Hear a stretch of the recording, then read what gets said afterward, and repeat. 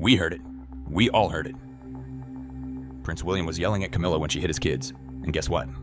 He even stripped her of her title. The palace walls have held secrets for centuries, but nothing prepared anyone for the storm that erupted inside Clarence House.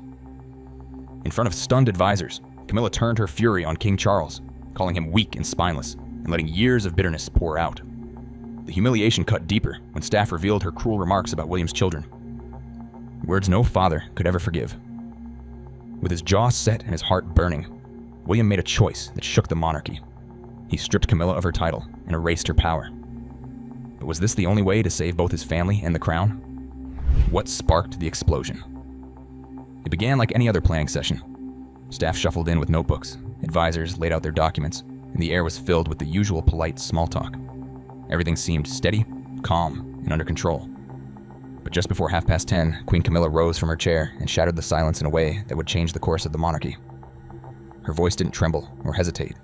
It cut through the room like a sharp blade, cold and deliberate. People who were present said it was like she had been waiting for this moment for years. She turned to King Charles, her face hard, and unleashed a torrent of words so sharp that some staff couldn't even meet her eyes. "You're weak, spineless, and pathetic," she told him. The words bounced off the polished walls and landed with a force that made even seasoned aides freeze in their seats. She accused him of always siding with Prince William, of bending like a man without a backbone. For those who had known Charles as a figure of dignity and quiet strength, watching him sit in silence as the insults rained down was nothing short of heartbreaking. One palace insider later said the air in that room felt heavier than stone. A senior scheduling officer who had been speaking stopped mid-sentence, unable to continue. Some people lowered their heads and pretended to scribble notes just to avoid looking up, while others gripped their pens until their knuckles turned white. But no amount of pretending could erase what had just happened. The damage was already carved deep into the walls of Clarence House. Charles himself didn't utter a word. He didn't defend himself, didn't argue back. Instead, his eyes sank to the floor and his shoulders slumped, as though every ounce of strength had been drained from him in a single moment. Those closest to him would later describe how the color had left his face, leaving him pale and hollow, almost like a shadow of the man they knew. The king who was supposed to stand tall for the nation looked crushed by the very person meant to stand by his side. Camilla didn't wait for a reaction. She walked out, leaving the staff behind in stunned silence. The meeting ended in awkward fragments, with advisors quietly gathering papers and avoiding each other's eyes. A witness recalled the sight of Charles sitting motionless, almost like someone had taken the very life out of him. People who had served him for years had never seen him so broken, and for the first time, they knew this wasn't just an ordinary marital quarrel. Something had shifted. The hidden files exposed. When the sealed file landed in Prince William's private office at Kensington Palace, it carried more weight than any official briefing he had ever received. Late that night, after his family had gone to bed, William sat alone at his desk and opened the envelope marked "Your Eyes Only." Inside was a full timeline of the Clarence House outburst, every witness listed, and a set of audio recordings that made the entire room come alive again in chilling detail. He pressed play, and the sound of Camilla's voice tore through the silence. Staff who were nearby said they could hear faint echoes of shouting from behind the closed study doors. William didn't move for hours. He read the report once, then again, tracing each line with a heavy stare. With every word, his face grew tighter. The deeper he went, the more he realized this wasn't just about a single outburst. This was proof of something that had been rotting beneath the surface for years. He had tolerated Camilla's presence out of duty, not affection, and he had chosen to remain silent to keep peace within the family. But reading those statements, seeing the way his father had been stripped of dignity in front of staff, something inside him broke. A Kensington aide later revealed that William's body couldn't take the pressure. Just after midnight, his stomach turned, and he was violently sick, gripping the edge of the desk as his staff rushed to bring in a doctor. He was shaking, pale, and drained, one insider shared. It wasn't just anger. It was the weight of realizing his father, the King of England, had been humiliated in his own home. For William, who had always carried the burden of protecting the family's image, this was the moment he decided that silence could no longer protect anyone. And the file wasn't the end of it. Within 48 hours, more testimonies began arriving. Staff who had been loyal for decades started coming forward with their own stories, describing outbursts that had been buried for years. A former events coordinator admitted she once heard Camilla slam her papers down and declare, "Without me, he's just a placeholder king." Another recalled her fury during coronation planning in 2023, where she had demanded the spotlight and dismissed Charles's authority. What had once been whispered rumors now connected into a clear, undeniable pattern. Inside both Clarence House and Buckingham Palace, the atmosphere changed overnight. People spoke in hushed tones, watching every movement with suspicion. A royal planner described it as a dam breaking. Everyone knew the truth was spilling out, and for the first time, people weren't afraid to admit what they had seen. The silence that had protected Camilla for so long was gone, replaced by a growing storm of testimonies. For William, each statement was another brick in the wall he was building against her. He wasn't thinking of scandal or headlines. He was thinking of survival, both for his father and for the monarchy itself. With every new piece of evidence, the decision grew clearer. The palace wasn't just dealing with an angry queen. They were dealing with someone whose behavior had become a threat to the very crown she wore.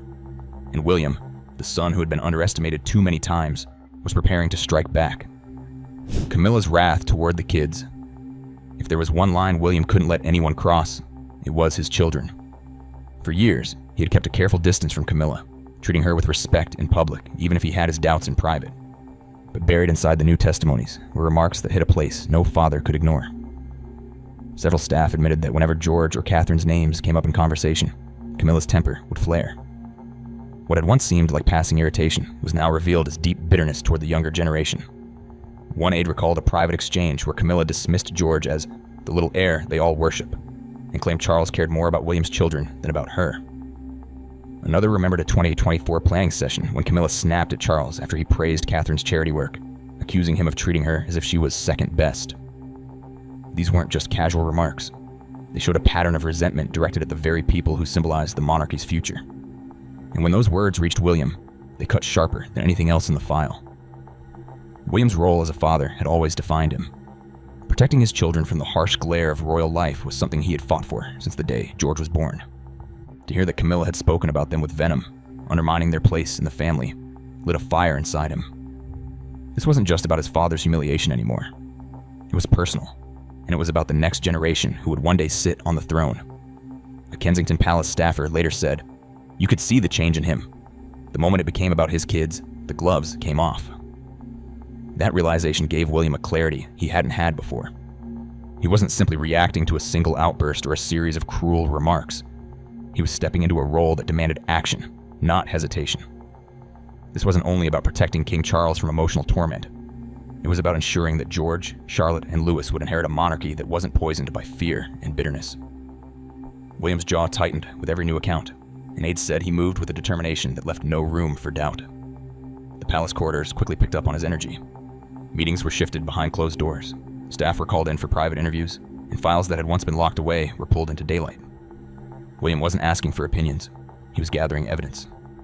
The more he learned, the more he realized Camilla's behavior wasn't isolated moments of anger, but a long campaign of undermining the people closest to him. The breakfast that changed it. All just 3 days after the Clarence House explosion, King Charles asked for a quiet breakfast with his son at Highgrove. No staff briefings, no press notes, nothing on the official schedule. Just a father and son sitting down in the sunroom, where Charles once read bedtime stories to a much younger William. But this time, the air wasn't filled with warmth. It was thick with the weight of secrets that had been hidden for too long. Charles poured the tea himself, his hands shaking as he passed the cup across the table. For a while, he said nothing, his eyes fixed on the patterned china as though searching for the right words. Finally, in a voice worn thin with exhaustion, he began to speak. "She's not kind when no one is watching," he admitted. His tone was low, almost ashamed, as though saying the words out loud made them heavier. He explained how Camilla lashed out whenever George or Catherine came up in conversation, how she belittled him in front of staff, and how every private quarrel left him feeling smaller. William listened without interrupting. He had heard rumors before, whispers that floated through palace corridors, but hearing it directly from his father was something else entirely. Charles leaned forward, his eyes glassy, and added, "I didn't want to lose her, but I've already lost myself." For William, it was like watching a man finally admit a lifetime of pain. One butler who later passed through the hallway said William didn't move for several seconds, frozen by the weight of what he'd just heard. Then, in a moment that changed everything, William rose and walked around the table. He placed a firm hand on his father's shoulder, not as a son seeking comfort, but as a protector stepping into his role. Charles looked up with a tired expression and said the words that gave William his final permission. "Do what you must, my son." Those 6 words carried more force than any council meeting or palace file. They meant the king himself had acknowledged the truth and had passed the responsibility of action onto his heir. That breakfast stripped away the last shred of hesitation. For years, William had tolerated Camilla for the sake of family unity. But now, hearing his father's voice break under the weight of years of humiliation, he knew hesitation was no longer an option. He wasn't acting out of anger anymore.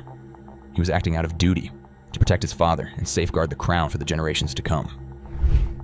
The Crown Council steps in. The atmosphere inside Buckingham Palace on the evening of May 6th was unlike anything seen in decades.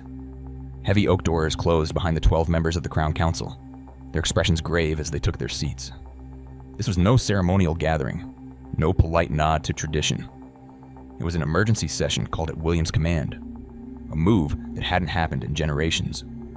The weight of history pressed down on every person in the room, and they all knew what was at stake.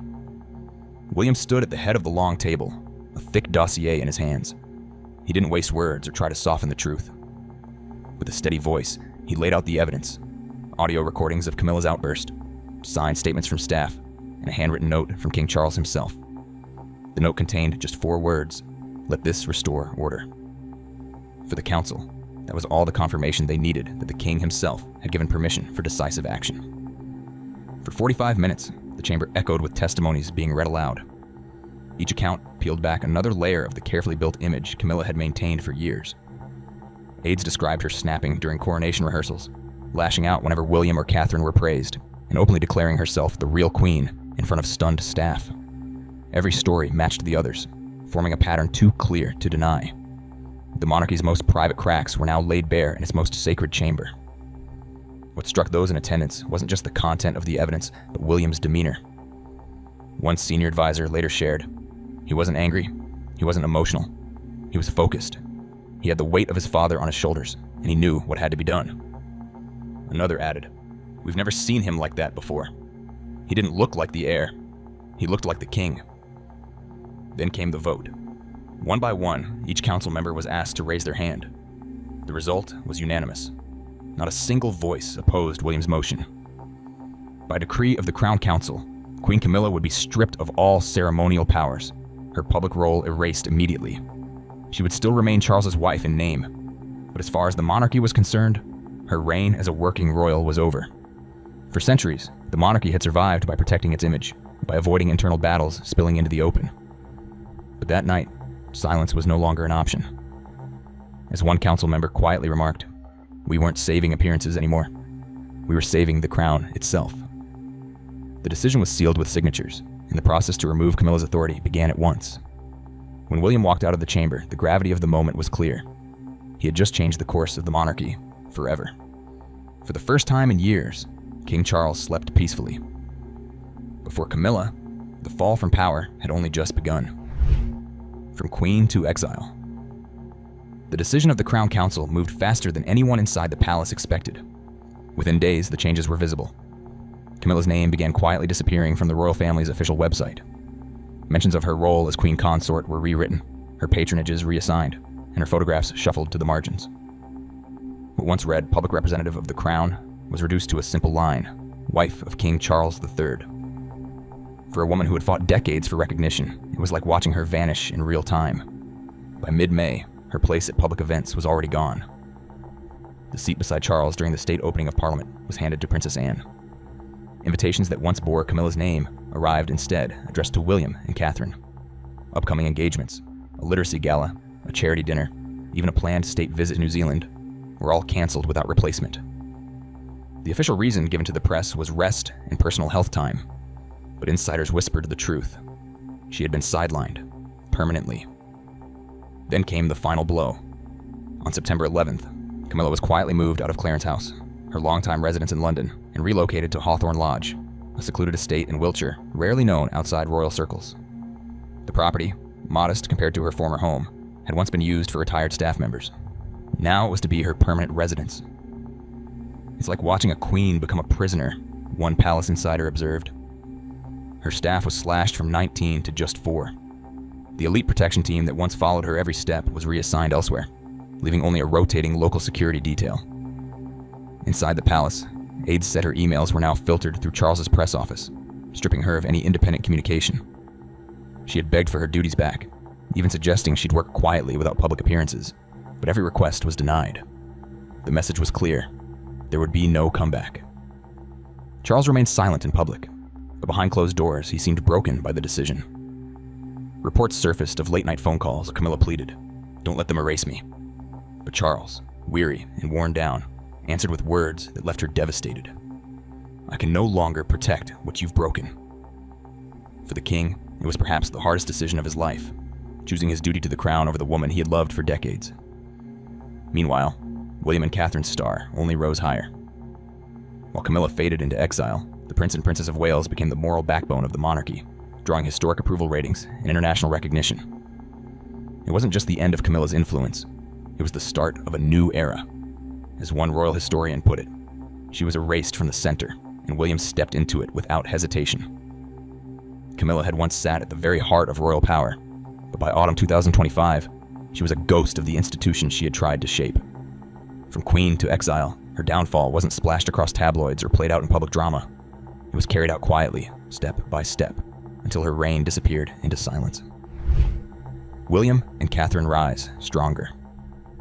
As Camilla faded into exile, the spotlight shifted entirely to William and Catherine, and instead of buckling under the pressure, they thrived.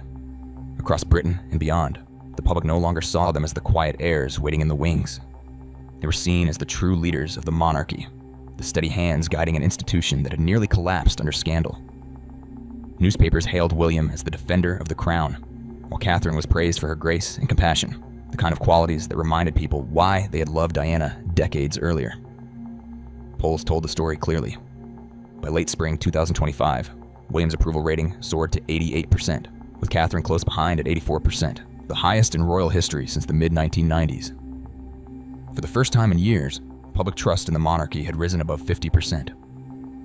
People who had once questioned the relevance of the crown were suddenly pointing to the Prince and Princess of Wales as proof that the institution could adapt and endure. One commentator summed it up: "The scandal didn't break them, it made them stronger." Their calendar filled quickly. Catherine hosted a major mental health summit at St. Paul's Institute, where she sat down with over 300 NHS workers.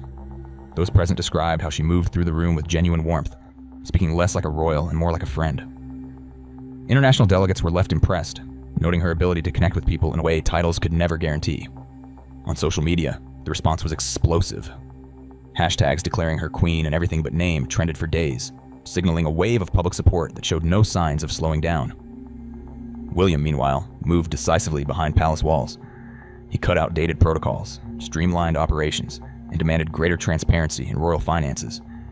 Those who worked with him described a man who no longer hesitated, who didn't waste time asking what should be done, but simply did it. Government ministers noted his sharp grasp of policy and his ability to hold conversations that stretched beyond ceremony. At the United Nations Climate Summit in Geneva, Prime Minister Olivia Hart was spotted speaking privately with him, not Charles. For the first time, foreign leaders were treating William as the monarchy's primary representative. What set William and Catherine apart was their unity. While Camilla's downfall had been fueled by division and mistrust, the Wales couple stood as an unshakable team. Every appearance, every engagement, carried a message of stability.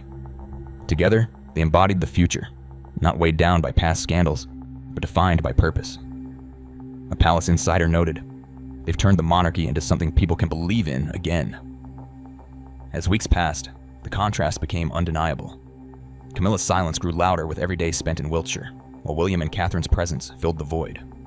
To many, it felt as though the crown had already shifted, not by law, but by choice of the people. And in that shift, the monarchy found a new heartbeat, one built on duty, dignity, and a promise to protect what had nearly been lost. So, what are your thoughts on this? Let us know in the comments below.